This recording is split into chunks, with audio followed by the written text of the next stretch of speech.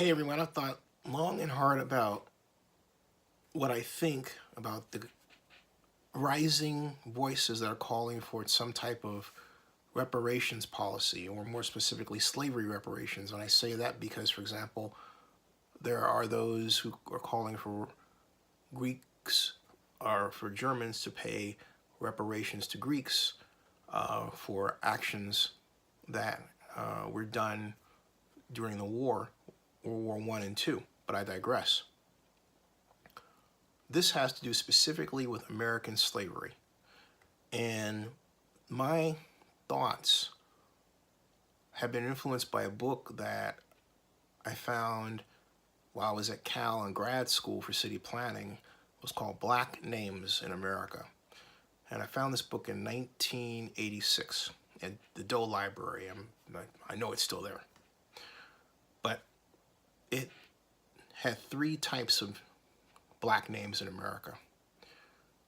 Names that slaves had, for example, last names, like Johnson, for example. Names that slaves adopted after they were free. And the names that black persons in America had who were free from their origin. In other words, they were not, their family wasn't traced back to slavery, but migration or some other design of their individual life.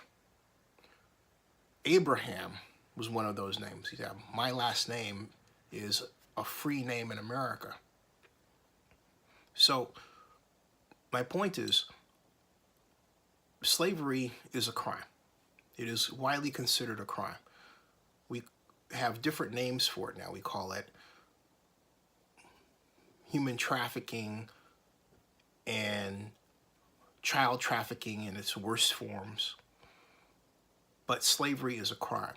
And so what I think should happen is painstaking research should be done to specifically determine which families in America today were impacted by slavery, and then calculate, much as a person would calculate economic loss due to an accident. In other words, if you were hit by a car and you can't work, or you're suffering some type of discrimination more pointedly, and so therefore your ability to excel is hampered. I think for those persons who were direct descendants of slave families, there should be some calculation of what I would call a loss payment in those instances. And only to make up for the fact that a tremendous crime was done to them. It really was.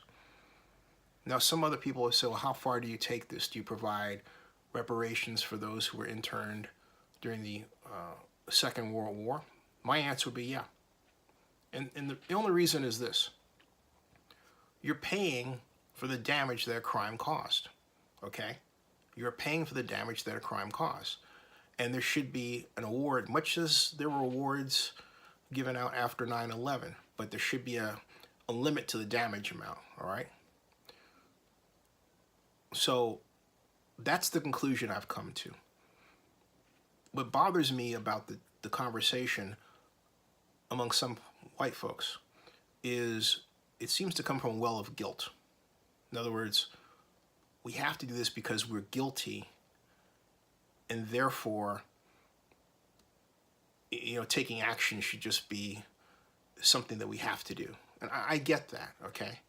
But I think what bothers me about that perspective is this rising tide of thought that there's something wrong, that's echoed by some people who are white, that's something wrong with being white. I remember 20 years ago, I forecasted for myself, not publicly, but just in thinking about the future, that we would come to a day that, much as anyone else in this country who's Latino or Jewish or African American, that those who are identified as white would begin to ask who they are, will begin to assert their identity as a white person. Now, to me, that's odd because when I think of a white person, I don't really think that. I think of a person who might be German. I think of a person who might be, you know, Irish.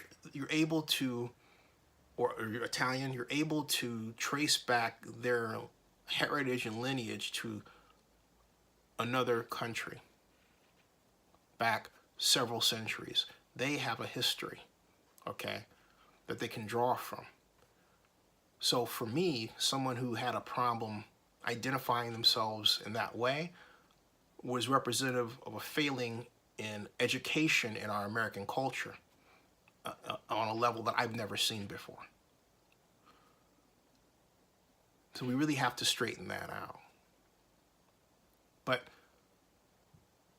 that feeling of who am I comes with it this idea that, hey, they don't have a lot of money, so why do people think that they're privileged and rich and wealthy and able to do things, right? Life isn't as easy as it seems. That's particularly true for many people in rural America and the central part of America and the Midwestern areas who are white. So we have this commonality that Jesse Jackson pointed to way back in 1984 that does bring us together, and that's a commonality of poor incomes, of low incomes, of less than incomes. But you can see how the wealth spread, or lack thereof, is beginning to eat away our ability to understand and hear each other as more of us are brought into society, born, and then grow up. So now we have a generation of people who say, hey, look, you talk about your 40 acres and a mule, but you think I have 40 acres and a mule and I don't have a pot to piss in, right? That conversation spells one thing: an economic weakness at the bottom and the middle areas that should be our number one priority to correct above all else. That's why I'm very concerned the city of Oakland doesn't focus on ending homelessness by changing the market. We had it with the ability to do that with redevelopment. We haven't brought it back. That's why I'm concerned that we don't have a policy that says defense spending must be in the United States. If you're going to spend money and have a defense industry, make sure the means of production for the industry is here. Do you realize that 90% of our dollar now for defense spending goes overseas? In the 80s, it was the reverse, okay? So we have serious economic wealth problems that are fueling this racial divide that shouldn't be. Now, let me correct something. It's not a classic racial divide like you would think, because within it is the highest ever rate of interracial marriage and dating ever. It's not even an issue anymore. So to call it a racial divide is incorrect.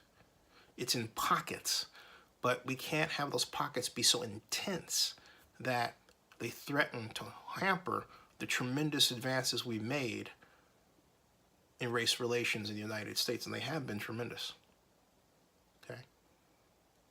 The one way we can assure that they remain intact is to get our economic act together. So yeah, sure, reparations for those who were enslaved, who were damaged in a criminal way, and have a set block grant where you can trace back those families and what was done to them. But we must have an overarching policy of improving economic health for those who have less. That means access subsidized health care. That means choices of health care that you're able to pay for, and you have the option to go where you wish. That means having a universal guaranteed minimum level of income so you can count on some money coming in when you have a hard time finding employment, and as a buttress against the scourge of automation.